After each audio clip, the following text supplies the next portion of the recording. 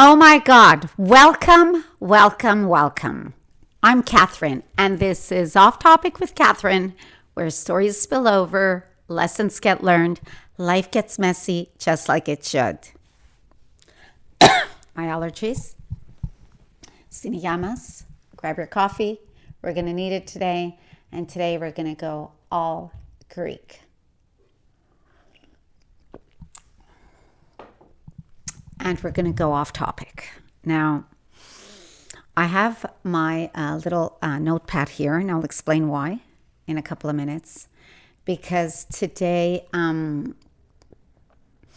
we are going to talk about our roots, memory, and lots of memories and ghosts of our past. Specifically, one very special man who has been a fixture in my life. And he's been there for a very long time. And not until recently did I actually realize that. But before I introduce this very special man, I want you to all picture this. It might be a little bit hard for those who are much younger, but just try. Let's close our eyes. And just, oh my God, I'm sorry. I'm just going to keep coughing today. It's February 6th, 1964. That's the year that I was actually born. And it's 11 p.m. It's cold. And it's dark. And it's snowing. It's snowing quite a bit. In Montreal, where a young man gets off a plane from Greece. He's 24 years old, and he has never left his tiny village of Schinolakka, which is a village close to Pilo. Now, he's lived in this village his entire life, except for a very brief period where he served in the army. But that was pretty much it. When he lands in Montreal, he has $300 in his pocket. That's it. That's all. We've heard the story many times. But this is his story. He has no job. He doesn't speak the language. And he is officially a tourist. But in his heart, from what he told me, he knows a terrifying, beautiful truth that he is never going back to Greece for good. Now, this man's name is Mr. Nick. Mr. Nick is our father. He is our grandfather. If we are born anywhere between, I don't know, those of us who are my age, anywhere between 50 and late 60s, he's definitely our dad. And our children would recognize him as their grandfather. Now, Mr. Nick is 86 years old, and he still lives in my parents' old neighborhoods. That neighborhood is called Park Extension in Montreal. And those of us who live in Montreal, doesn't matter where you're from, you've all heard of Park X. And my family lived right across the street from Kirinico. I lived right across the street from Kirinico. Now, I grew up seeing him every single day. And when I moved to Park X in 1984, I lived across the street until 1989. And at that point, I got married and I moved right next to him. So literally our homes were attached. That's where I lived with my ex-husband. And that was up until 2010 when I left. It must be so annoying for you guys to hear me cough, but there's nothing I could do about it. Now my daughter is actually moving back in the neighborhood, and she will be living right next to Kirinico. That's her childhood home, my daughter's childhood home. And so I've been visiting that home a lot lately, helping her and her fiance renovating and just getting ready. It's a lot of work, but that's besides the point. So because I've been there a lot and I've been seeing Kirinico a lot lately, so he sparked something in me. And as I mentioned a while back, when I saw him, I asked him if he would be interested in sharing his story with me, with us. See, both of my parents are deceased. And there's so many questions that I would have wanted to have asked them now, but I can't because they're no longer here. Questions such as not only where they came from, but the dreams they had back home before they left, before they were my parents, before they even knew what they were embarking on, and especially what they felt they were leaving behind. So because I can't ask them those questions anymore, Mr. Nick is here. Give us some of his answers. Now, keep in mind that this is Kirinico's story, but this is all our parents' story, one way or the other. We can relate to that. So his mind is like a steel. I was talking to him, and his memory is so sharp. And he was able to share his lifetime of memories. Now, originally when I had spoken to him, I had asked him if he would mind sitting down and being filmed. And originally he was okay with that, but then when I went to see him again, he preferred that we didn't do that, which is very common for that generation. I respected that entirely. So there were no cameras. He didn't want to be filmed. And I was just so thrilled to be there with him. So hence my notepad. I sat down, put my phone away, and we just started talking. And he said, just right away. So that's what I did. Now, Mr. Nick was born in 1940 in a tiny village called Schinolakka. Now, I would hear my mom talk about this village because he's actually related. They're related. My mom and Kirinico are related. And she would tell me that Kirinico's from Schinolakka. And at that time, I was like, who cares? I care now, like a lot. And that's in close to Pilo, which is in the Mesedian region. Now, Kirinico was the eldest of 6 children, 3 boys and 3 girls. And because of that, his childhood ended very, very early. So he finished elementary school, grade 6, which was pretty much of a big deal back then. And then he had no choice but to go and work in the fields with his father. And I asked him, what did you do? And he said, "Imuna agorotis," which means I was a farmer. And I would hear this word a lot too from my parents, inagrotis, like who cares? Well, now I do. Anyways, he told me he absolutely hated doing what he did. And he worked in the fields until the day he actually left Montreal. Oh, let me just turn this to come to Greece. Left Greece to come to Montreal, sorry. He served in the army for about a year, as I mentioned just a few minutes ago. But he only served for the reason he served for a year was because back then, if your family had more than 4 children, and that was called polytechny, which was many children, then the eldest son was permitted to leave after a year serving in the army to go back and help the parents. And that's what he did. So I asked Kirinico, why did he choose Montreal? Because back then there were so many other places that Greeks chose to live in, the States, Australia. And he said, well, because his sister was already here. So his sister was here, and when he landed here, he went and lived with his cousin in his cousin's place on Hutchison Street, actually, and he slept on a couch. We've heard the story, if we have parents and grandparents. And then, as he described it, in 1965 came my marriage. That's what he said to me, came my marriage. So came his marriage.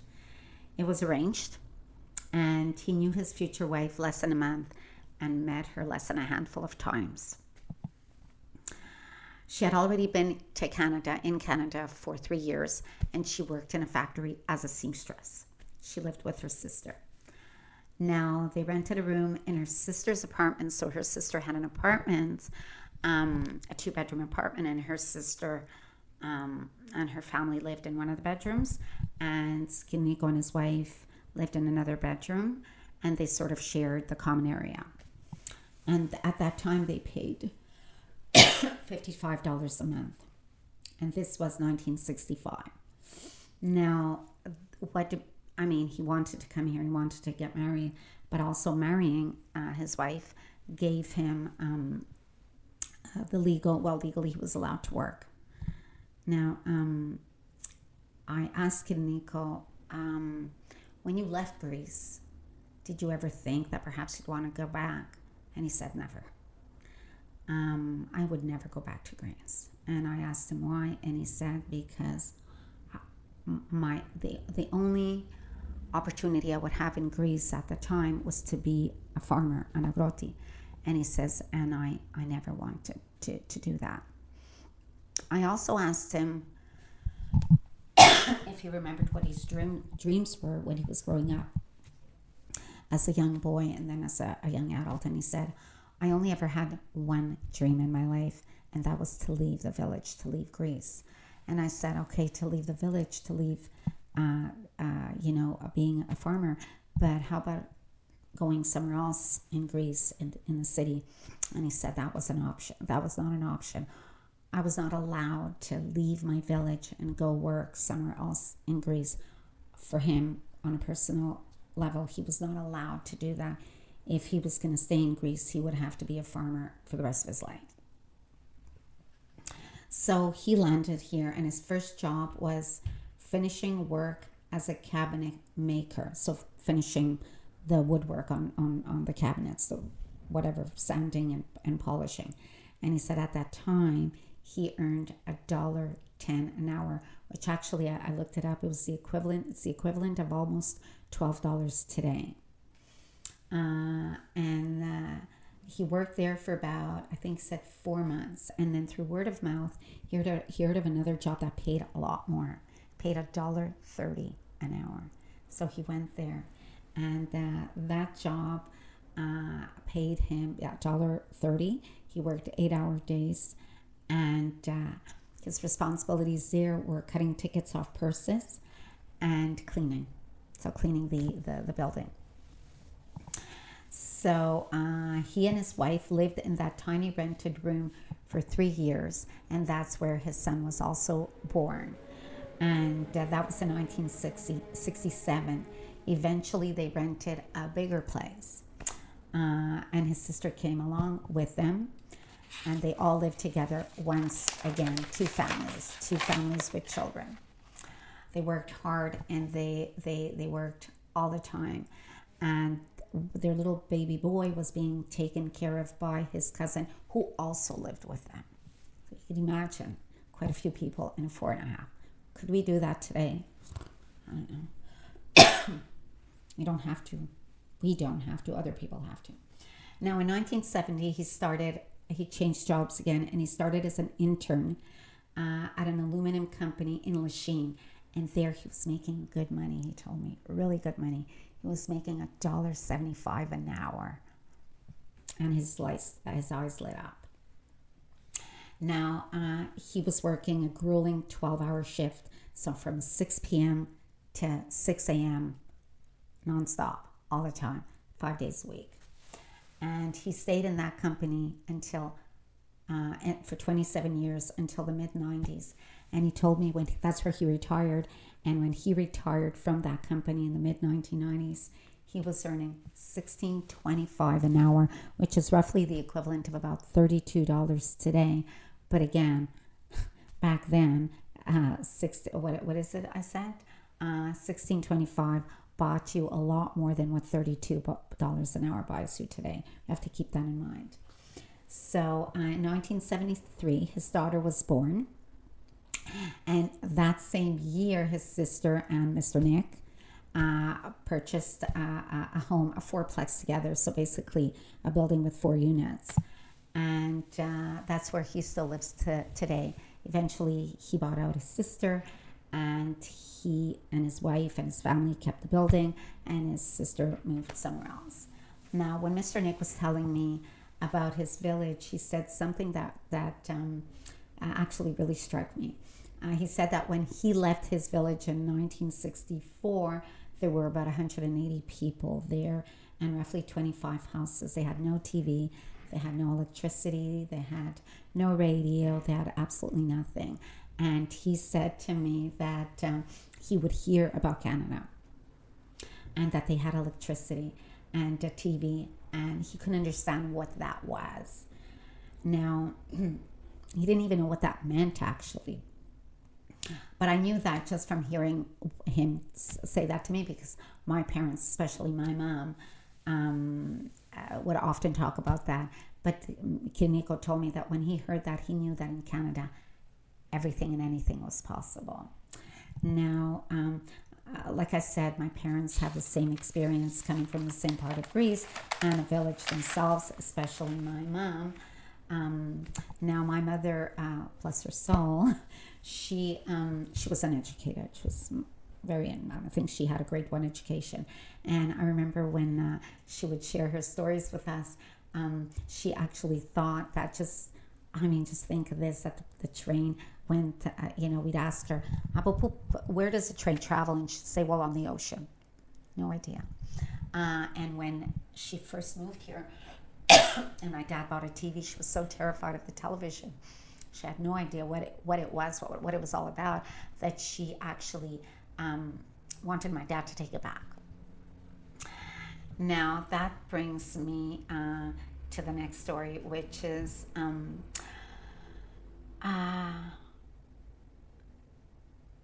the divide, the huge divide between our parents' generation and our generation. Now, Mr. Nick, my parents, all these folks, that whole wave of Greek immigrants, I should say, came here. They slept on couches. They worked 12-hour shifts. They worked in aluminum factories. They cut tickets. They swept floors. They cleaned toilets. They did it all. Not a beep. Not a beep, guys. I can tell you, not a beep.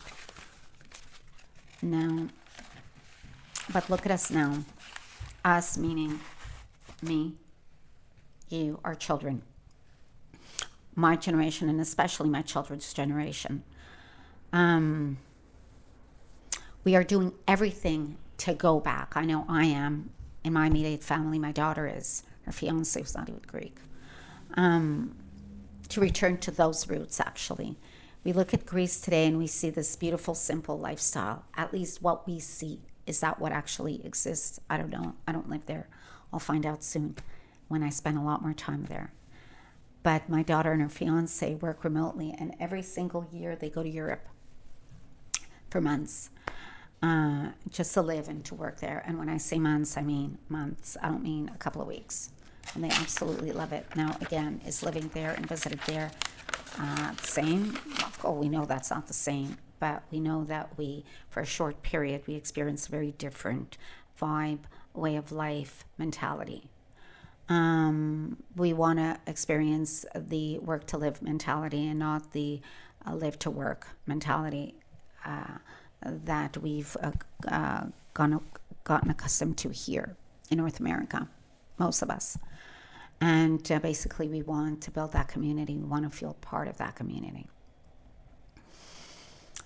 But there's this heavy truth that we have to acknowledge, that if our parents and let's remember this, if our parents had never left, we could never go back. So it's Mr. Nick and and that's the truth. Now,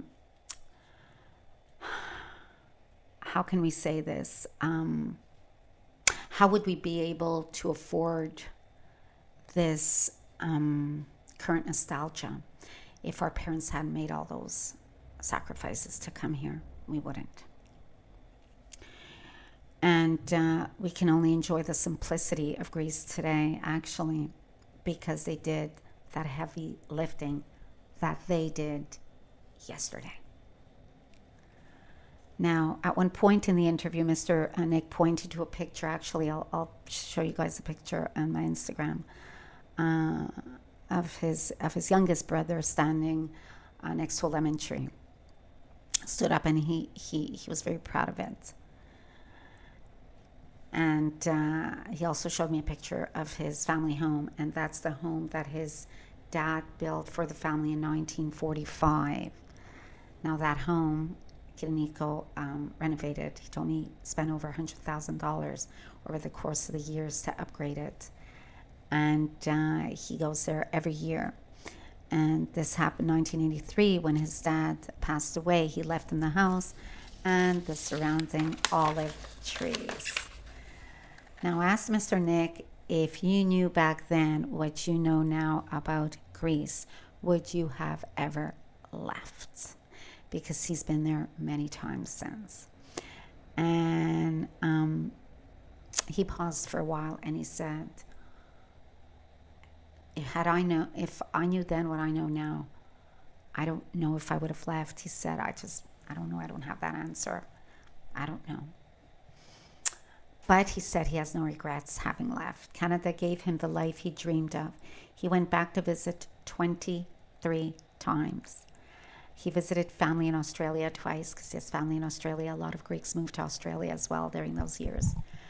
And he said he lived a full and honorable life. So that was my wonderful experience with Kirinico. And I also want to mention that when I walked into his home, I don't know what it was, but it just reminded me so much about every Greek home that I've gone into. It was just this feeling. I mean, it was not my parents' home, it was his home. But in a way, I felt I was walking into my parents' home. Something about the vibe, something about even the smell. It's like a Greek smell in there. It sounds silly, but it actually was. And just sitting at the kitchen table and looking around, it was not familiar, but so familiar. Now, today's Greek coffee wisdom is this.